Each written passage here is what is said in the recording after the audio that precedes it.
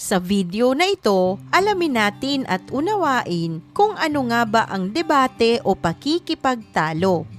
Ang debate o pakikipagtalo ay isang uri ng talakayan na may malinaw na istruktura at sinusunod na mga patakaran. Isinasagawa ito sa pagitan ng dalawang pangkat na may magkasalungat na pananaw tungkol sa isang napapanahong issue. Ang isang panig ay tinatawag na proposisyon na sumusuporta sa paksa, samantalang ang kabilang panig naman ay ang oposisyon na tumututol dito. Tandaan, pag sa debate, ang proposisyon na tinatawag ay pangkat na sumasang-ayon sa paksa na pinagtatalunan, samantalang ang oposisyon ay pangkat naman na tumututol o di sumasang-ayon. Sa isang debate, mayroong moderator na nagsisilbing tagapamagitan upang matiyak ang maayos na daloy ng talakayan at ang pagsunod ng bawat kalahok sa mga itinakdang alituntunin. Sa pagtatapos nito, ang mga hurado ang magpapasya kung aling panig ang mas nakapaglahad ng kapani-paniwalang argumento. Mahalaga na ang mga hurado ay walang kinikilingan, nakahiwalay ang upuan at hindi nag-uusap bago magbigay ng kanilang desisyon upang maiwasan ang impluwensya sa isa't isa.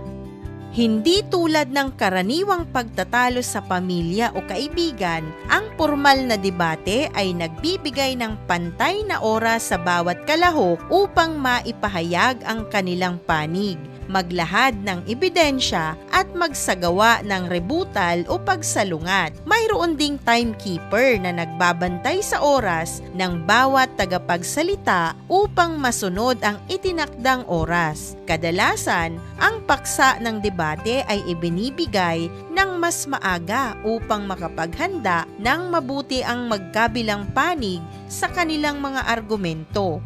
Ang debate ay hindi lamang simpleng pagtatalo, kundi isang formal na paraan ng pagpapalitan ng ideya na nakabatay sa lohika, ebidensya at malinaw na pagpapahayag. Layunin nitong malinang ang kritikal na pag-iisip, kakayahang magsuri at husay sa pagsasalita ng mga kalahok.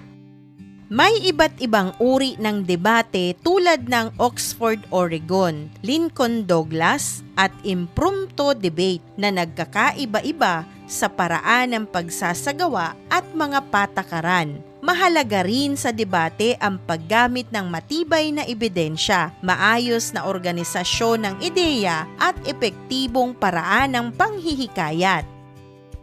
Bukod dito, nakatutulong ang debate sa paghubog ng paggalang sa opinyon ng iba, kahit pa ito ay salungat sa sariling paniniwala. Itinuturo rin nito ang kahalagahan ng pakikinig, disiplina at pagiging pata sa paghusga ng mga argumento. Sa huling bahagi ng ating aralin sa video na ito, tiyakin natin ang iyong naunawaan sa debate. Narito ang ilang mga katanungan. Unang tanong, tungkol saan ang binasa nating teksto? Narito ang maaari mong gabay na sagot. Ang teksto ay tungkol sa debate o formal na pakikipagtalo, kabilang ang kahulugan nito, mga kalahok at mga tuntunin na sinusunod sa pagsasagawa nito.